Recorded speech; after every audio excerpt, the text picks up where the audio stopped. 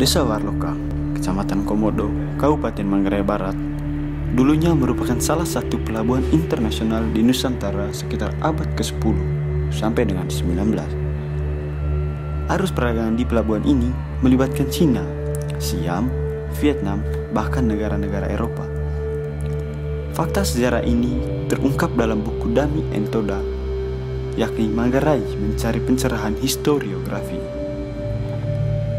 Tak hanya pusat perdagangan, dalam penelusuran literatur yang dilakukan Dami, Krayeng Mansur mendirikan kerajaan Todo, bermula mendarat dan bermukim beberapa waktu di Warloka ketika pertama kali ia tiba di bumi Manggarai. Adak atau kerajaan Todo merupakan salah satu kerajaan terbesar selain Cibal yang dulu gencar melakukan ekspansi di Manggarai. Cerita sejarah menyebutkan pertarungan kedua kerajaan ini bahkan memicu perang yang melibatkan koalisi di Manggarai.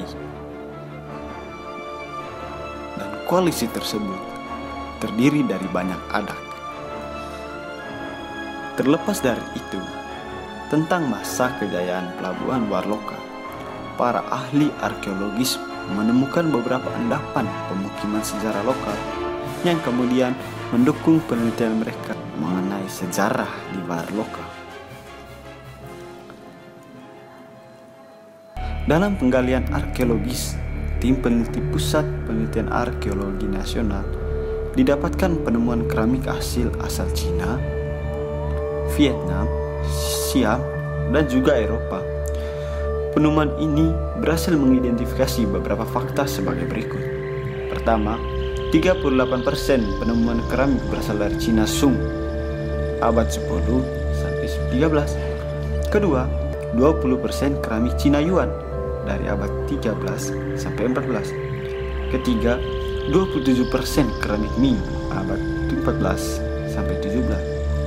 Keempat, 0,91% keramik Qing abad 17 sampai 19. Kelima, 5,11% keramik Vietnam abad 14 sampai 15. Keenam, 7,43% keramik Siam abad 14 sampai 16. Ketujuh, 0,15% keramik asal Eropa pada abad 18 sampai 19. Menurut Dami, arus perhubungan dagang keramik di luar negeri itu sangat konstan berlangsung sejak abad ke-10 hingga abad ke-17. Kemudian menurun secara drastis sesudah abad 17 dan berganti peran dengan keramik Eropa pada abad 18 sampai 19. Tak hanya itu, penelitian arkeologis tersebut mengungkap Warloka sebagai pusat perdagangan internasional merupakan kelanjutan dari zaman prasejarah Paleolitik, Epipaleolitik, bangunan batu dolmen, dan menhir.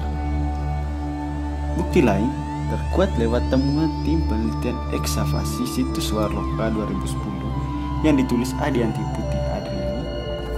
Adianti menyimpulkan, dari beberapa penjelasan tersebut, masyarakat situs Warloka memang melakukan kontak dengan pihak luar dengan melakukan kegiatan pertukaran barang. Hal ini diperkuat dengan tidak ditemukannya bengkel atau tempat pembuatan benda-benda yang menjadi bekal kubur. Lalu, mengapa situs yang berusia ratusan tahun tersebut serentak menghilang?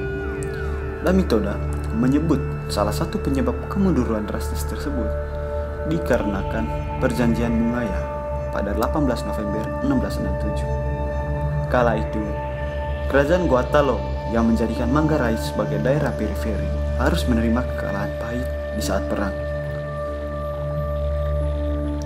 Pasal 6 Perjanjian Bungaya memaksa Makassar menghalau segala perdagangan Portugis dan juga Inggris serta orang-orang Eropa lainnya untuk tidak boleh berdagang dengan mereka. Pasal 7 memaksa kerajaan Guatalo menerima monopoli perdagangan Belanda. Pasal 8 hanya Belanda yang berhak melakukan ekspor impor barang. Pasal 12 Belanda menekan Goa untuk hanya memakai mata uang Belanda.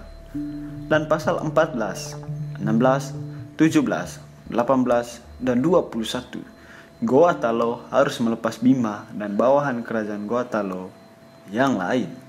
Pasal-pasal tersebut, terlebih pasal pelarangan berlayar dan juga dagang, secara langsung mengisolasi kerajaan Goa Talo sebagai negara yang bernafaskan pelayaran dan perdagangan maritim sejak zaman dahulu kala.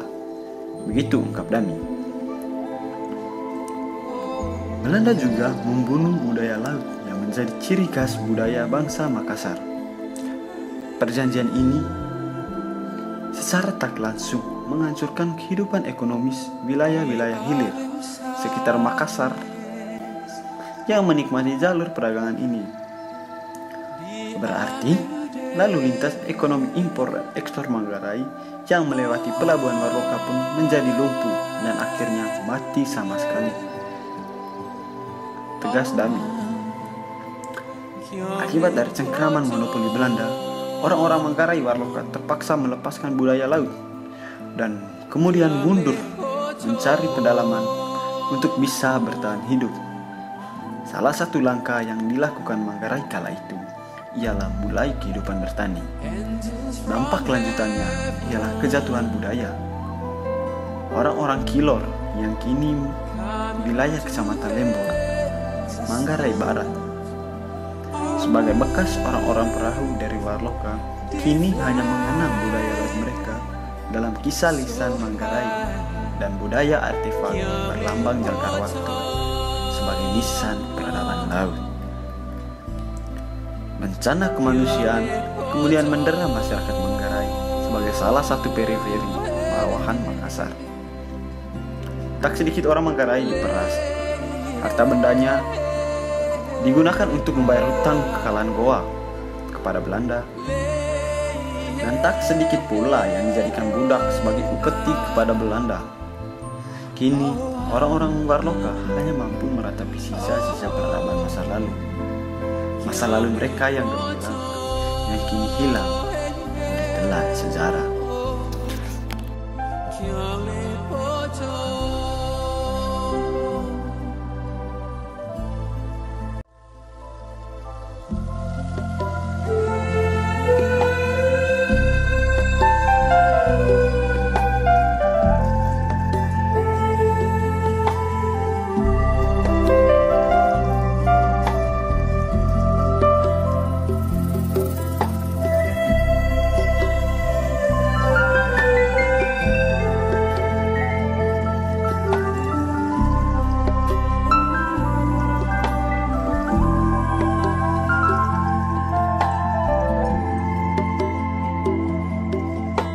Fly